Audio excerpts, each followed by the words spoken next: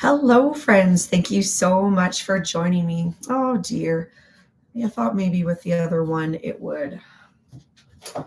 It's too annoying. All right. There we go. That's a lot better. All right. So, this live, we're going to do a year in review. So, 2024 was an interesting year for me. In some ways, the business really grew. In other ways, the business really struggled. And it was also personally a year of limits and kind of being forced to do more than ever with less than ever, which is never a fun place to be. Hi, Michelle. All right, so let's just go straight into the review. I don't want to do a whole bunch of preamble. So, one thing that was really positive about 2024, my fourth year of flower farming, was it was the year of weddings.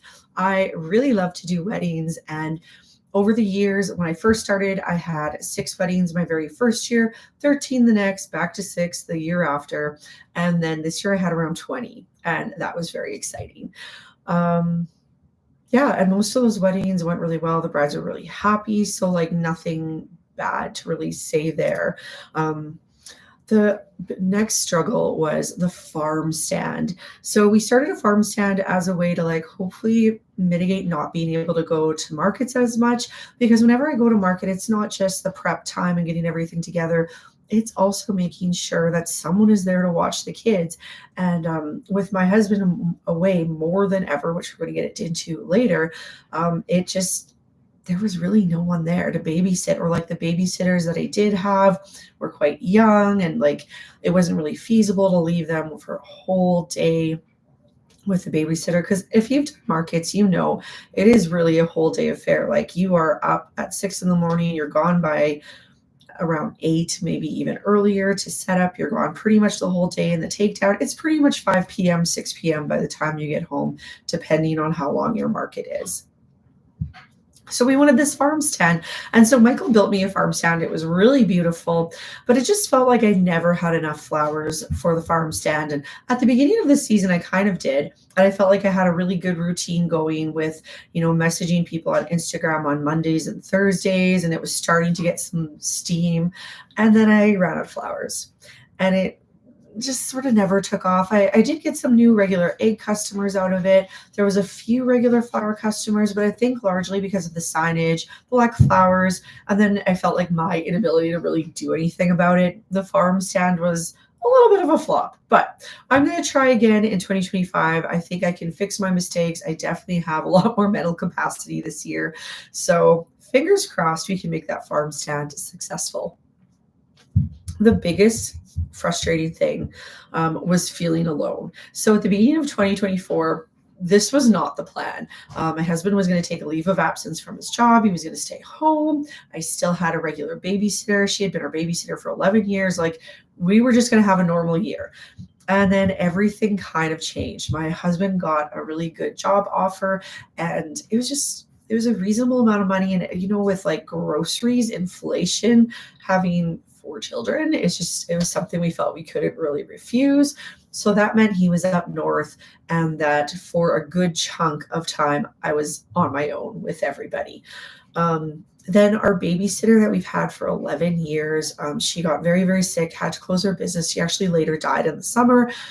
And so we just never found anybody else. It just felt like with the different ages our kids were, it just really didn't make sense. Now, maybe next year our situation with school and schedules change a little, so that will also help. But it was definitely a struggle. And also because of that, I needed to cancel a lot of markets. Any of you who do markets know that you generally need to apply for markets, mostly in January and February.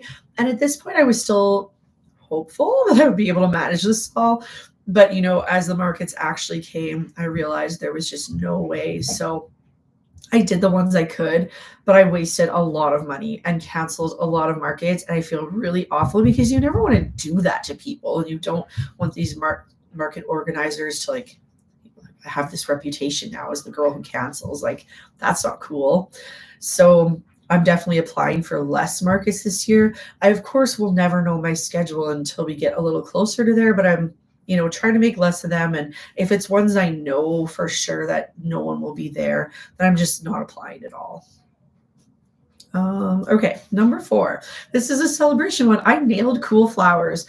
I had been working on my cool flower game for about the last 4, 5, 6, somewhere in there years. And so I had written this book, the Frostproof Flower Garden, and I felt like this was the year to like really solidify everything and just do a good job of it. And thankfully, the weather cooperated. And I feel more confident than ever about going into my cool flowers game, that my timings I have are correct. And for those of you in cold climates, the timings are really important. We don't have the advantage of being able to grow everything in the fall and then overwinter it. We have to do it all in the winter, spring.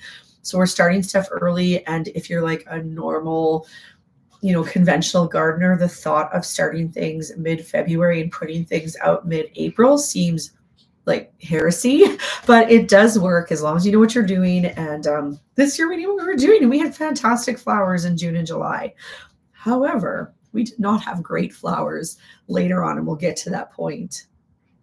Okay, number 5 is 100 days, 100 bouquets. And let me know in the comments if you'd like me to do a bit more of a breakdown of 100 days, 100 bouquets, and like go through maybe like 10 days at a time or 15 days at a time, something sort of the recipes, what's in season, or anything that you'd like to see around that. But I think it was a really valuable experience, and it forced me to flex my creativity more, which is good because sometimes when you start designing for a while, and especially if you can't go to classes and teachings a lot, you just start to get into a rut. So this really forced me to get out of my comfort zone and also to come up with new things to make for you guys so that it wouldn't get boring.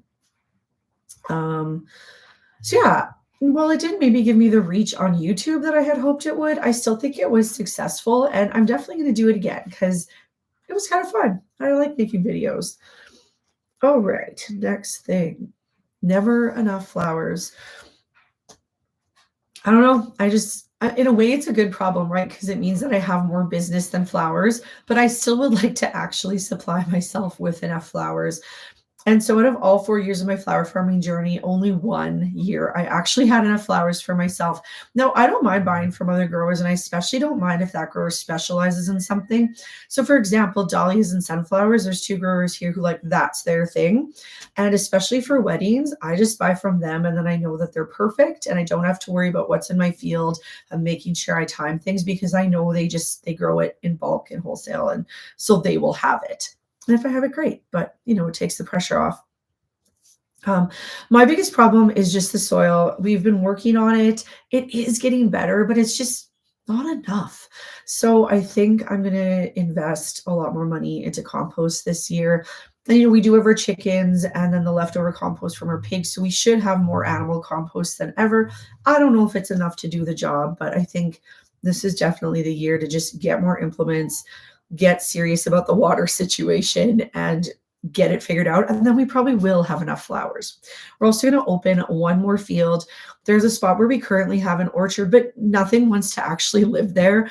So that's one thing in gardening. If you've tried a couple of times to have a plant in a certain location and it's just not happy, just stop trying, try a different location. So many times, even in like a backyard in an urban spot, just even moving that plant like 6 to 8 feet in a different spot with just slightly different little locations, and it might be way, way happier. And I think we could use the space. All right, so number 7, I wish I could run summer classes. So if you're new to this channel, you might not know that my first career, I was a singing teacher. And so I actually really love to teach, and teaching people how to make bouquets is really natural. I love doing tours around my yard. But again, with the whole babysitter situation, I just felt like that wasn't possible. There's also, I think, an expectation when you're having people out to your yard for a tour, for a class, that your place looks super pretty and aesthetic. And I feel like the main garden space looks super pretty and aesthetic, but like we live on our acreage. There's toys everywhere. Not every single spot is beautifully and perfectly manicured with perennial gardens and perfect trees. Like that's just not our space. I think we're a pretty average looking acreage with maybe a better than average garden, hopefully. And so I felt a little bit of pressure. And because I had stretched myself so thin already with our situation, I felt like just classes had to go. So maybe this year, I don't know if I'll do classes. Like maybe I'll try for a farm tour, maybe 2 farm tours. I don't know. We'll throw it out to the people, see if that resonates with them. And if it doesn't, it doesn't. But winter classes went great. Having the wreath classes, partnering with the wildflower, it's bed and breakfast, that worked out super well. We could fit about 12 people for a class. I mean, if I was able to do two classes per evening, then like financially, it felt like a really good decision. And Rebecca's happy. That's the owner of the wildflower because, she's filling up a day that she might not otherwise fill up because I just pick Wednesday evening, something that people might not necessarily want. All right, number 8. This was a very, very hard lesson as well. I learned that both parts of my business matter equally. So obviously, I'm a content creator. I have my blog, Shifting Roots, and then I have the physical flower farms, Shifting Blooms. And so as I've been going along and started Shifting Blooms, I felt that the businesses really complemented each other. And it always felt like if, say, Shifting Blooms wasn't doing so well, Shifting Roots was doing well, and it was totally okay. Or if on the Shifting Roots side, my ruined trays, I lost a crop, I needed to buy more seeds, it was okay because I could write about it on Shifting Roots and I could make up that income on the other side with like ad revenue or whatever from people coming to my blog post. However, I got hit very, very hard in the Google Helpful Content update. A lot of other bloggers did too. It's just not only me. And that really hurt my business. My traffic was probably about a quarter of what it was at the worst. And I didn't really realize because when the update happened, it was during a slow time anyway. So it didn't seem like I had been hit very bad. Then I had checked in March, April, and it was not looking good. It was worrying. But by that time, I was so busy with the Shifting Bloom side of things that I'm like, I can't do anything about it right now. I'm just going to put my head down, make sure the flowers are good, get the content, and we'll worry about it at the other end. September came. I looked at what had actually happened over there and panicked and wondered if I needed to actually just like dissolve that whole side of the business. But thankfully, I think things are turning around. I won't officially know probably until like March, April, when traffic typically really takes a swing up, if I've indeed recovered. But from what I can tell right now, I think some sort of recovery is there. So it's like not looking as dire as it was. And if you were one of those people who did like garden search term Shifting Roots. So for example, if you were looking for zone 3 perennials and you just typed in zone 3 perennials Shifting Roots instead of typing in just zone 3 perennials, I think that actually did make a difference. So thank you, thank you, thank you from the bottom of my heart. Okay, we are number 9. So this is the last point, almost done. So I realized that for me, fall and winter, I think are my sweet spots in my business. That's just where I feel like my customers are the most excited about the things that I sell. I'm realizing more and more the crops that I like and are able to grow successfully kind of work with those two sales periods. So I'm just going to lean into it and maybe not worry so much about if I'm doing a lot of like individual bouquet sales. I think that's one of the hardest things about being a flower farmer is just getting caught up in that comparison game and watching other flower farmers around you, excel at one thing or the other and feel like you're somehow missing out if you don't excel at that particular thing.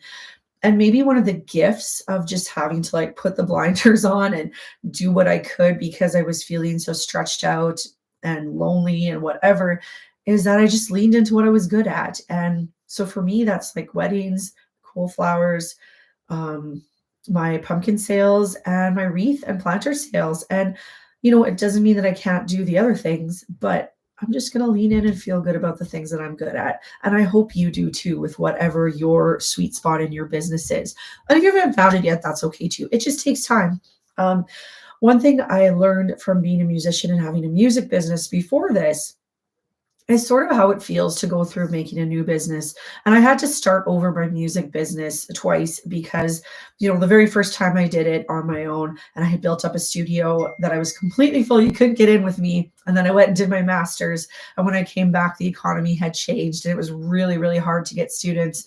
And suddenly I had to build up from nothing. So I do know what it's like to just and be in that beginning process. And typically at year 3 is the turnaround year where like, is your business going to make it or not? And then in year 3 and year 4, you're sort of solidifying your processes. And then in year 5, like that's, I think, when you can really start to expand and fly. And I know for different people, they might have different circumstances. There's always those stories you hear about people in their first year, takes off, it just booms. That has never been the case for me, but I guess I'm just more of a slow and steady girl. and that's okay too. So, right, last thing, what is for next year? So my word of the year is abundance. And I am just hoping and praying with everything that I have planned that I will have that beautiful field full of flowers like I see on other people's Instagrams, YouTube videos, whatever, and that I will have enough flowers for all my weddings and things. And that I only have to get, just the dahlias or the sunflowers or whatever for the weddings. I would feel so good about that. I also had a survey that I sent out to my email list and on Instagram that you could fill out about kind of the direction you wanted to see content on Shifting Roots go. And after just seeing how my audience has really changed since the pandemic and who's here and how experienced they are, it just gave me some new ideas for what I want to do in the business. And I'm very, very excited about them. And it's so nice to feel like I have a fresh direction and a new chapter. Like, I don't know, is there really anything new? But it just sort of feels that way because I'm trying out things I've never tried before. And sorry to be like, oh, what's the word? When they just don't tell you anything. It's because anything I want to do that's new, like I'm in the research phase for this year. You'll see it in 2026. I promise. As soon as I feel like I can tell you and have enough things solidified, I will. Yeah. And okay, I think I've got everything on my notes. We talked about it. Thank you guys so much for humoring me with this new live format and trying to make this work for me in this age and stage of life. As always, if you have any questions, I'm going to go back and take care of my kids right now, but I will be back and look and see if there's anything, and I always try to answer them. So have a fantastic day. Hope your gardens and your seed starting is going well if you've started already, and we will see you in the next one. Bye-bye, friends.